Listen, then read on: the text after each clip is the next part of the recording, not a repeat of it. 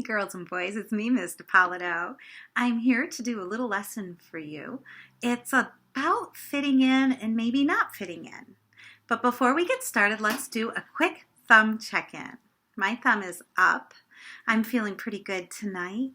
I had a fun day at school, and after school I took a rest and read a book for a while. And that leaves me feeling calm. What did you do today that felt thumbs up? Is your thumb maybe to the side in a meh sort of way? Or is it thumbs down?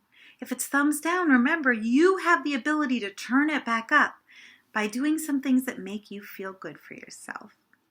All right, before we get started, I wanted to show you this really cool bowl. It's called a singing bowl. And if you've been in school or in any of my yoga classes, you know that I can make this bowl sing. But I have to set it down to do it. So unfortunately, you can't watch, maybe you can, how I'm doing it. You ready? I'm going to strike the bowl, and then I'm going to follow it around the outside with this wooden stick. And it's going to make the most beautiful sound. Are you ready?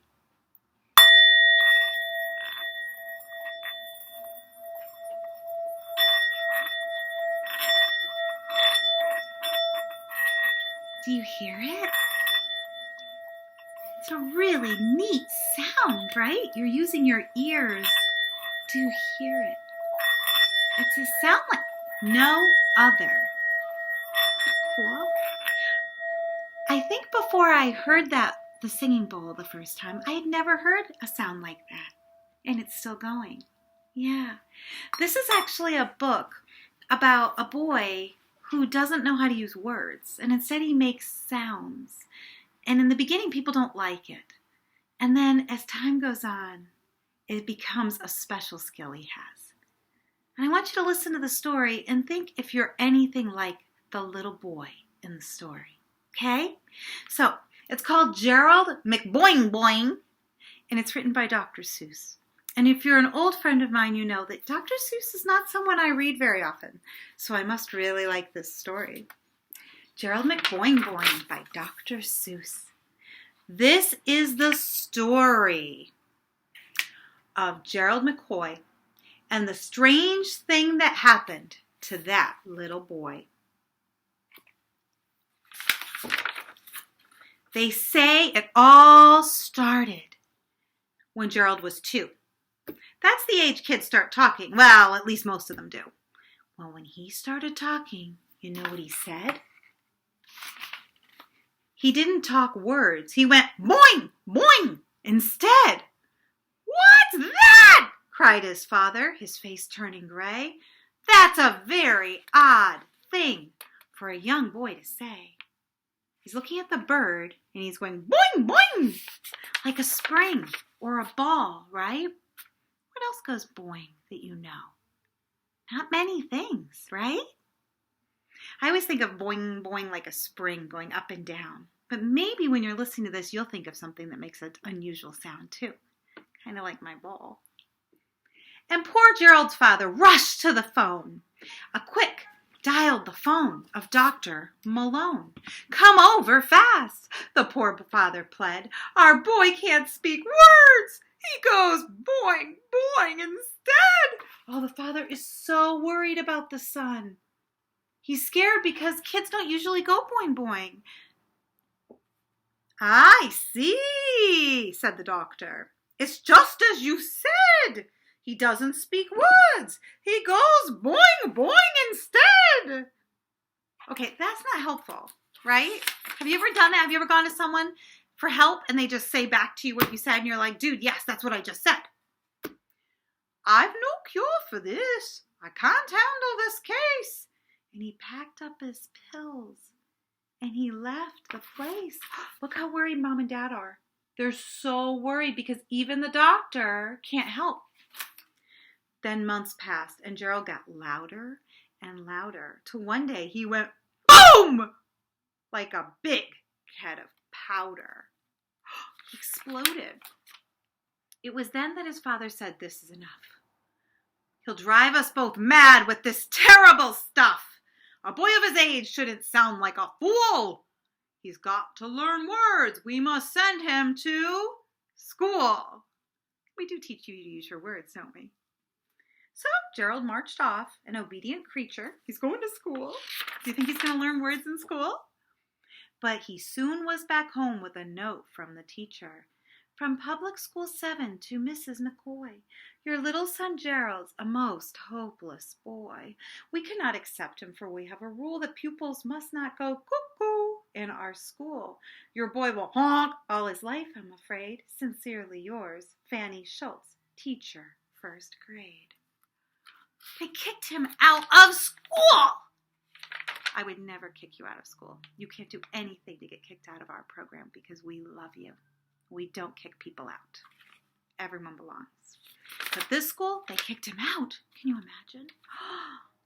And as little Gerald grew older, he found when a fellow goes, bam, no one wants him around.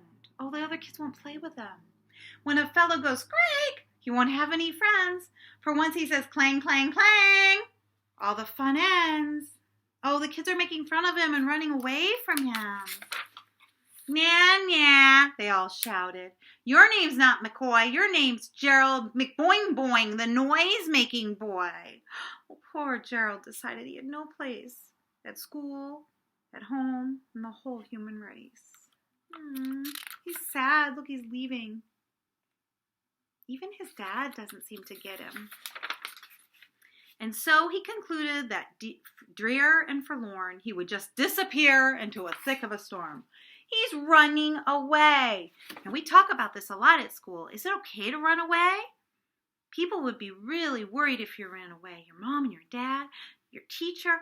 I would be heartsick. Ellie and Truman would go looking for you. They'd be so upset. And let's be honest, they're not good at finding things, just losing things. So don't run away. But that's what Gerald McCoy does. Oh, but as he was boarding a slow-moving freight, that's a train, a freight. I don't know if you guys have ever seen big trains in Schenectady.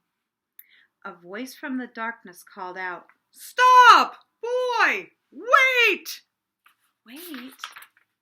Aren't you Gerald McBoing Boing, the lad who makes squeaks? My boy, I have searched for you many long weeks. I can make you the most famous lad in the nation, for I own the Bong Bong Bong radio station. I need a smart fellow to make all of the sounds, who can bark like a dog. Can you do barking like a dog? Bark like a dog for me. And bay like the hounds. Do you know what that means? Bay like a hound is like this. Ooh. Oh, oh. Could you do it? I love it. Keep doing it. Drive your parents crazy, though. Don't tell them I told you to do it. All right. Settle down. We're going to finish the book, okay? Your gong is terrific. Your toot is inspired. This man loves him. Quick, come to the bong, bong, bong, McBong, bong. You're hired. Now his parents, proud parents, are able to boast that their Gerald's plop, plop, bang is known coast to coast. So he makes sounds on the radio. Now Gerald's rich. He has friends. He's well fed. He's got a full tummy because he has enough money to buy food. Because he doesn't speak words. He goes boing boing instead. Oh, I just love this story. So what I love about this story is in the beginning of the story, everyone's worried because this little boy does things differently than the other kids. And they kick him out of places and they say he doesn't belong. But by the end of the story, he found a place where he can use his special sounds and do well because of it, and people love him because of it. So I think what Dr. Seuss was trying to tell us is, sometimes in the beginning what seems like a problem ends up being something that's a gift in our life. So I want you to think about that a little bit. Do you have a problem in your life? Do you have something that you wish was different about yourself? Let's think about if maybe, just maybe, that thing that's special and different about you that sometimes you wish would go away, what if it's a gift? What if it's something that you don't expect to turn into something awesome, but it will someday? And until then, I'm here and your teacher here and Ellie's here to help you get through those hard times without running away. But we also want to remember that sometimes things that happen in our life that are hard, they can be gifts too. And let's plan to talk about that a little bit in your social work time with me this week, your individual time, okay? All right. Take a deep breath in and sit all the way up. Inhale, shoulders up and back. Chin up a little bit. Look up to the sky and think how happy you are. Inhale, arms all the way up. Exhale, hands to heart center. Repeat after me. I am safe. I am well. I am loved. I am safe. I am well. I am loved. I am safe. I am well. I am loved. Namaste. All right, Ready to Learners. I love you. Think about that thing in your life that might be a gift that you don't even know is a gift yet. And be ready to talk to me about it in your social work session soon. Take care, and I'll see you soon. Bye-bye.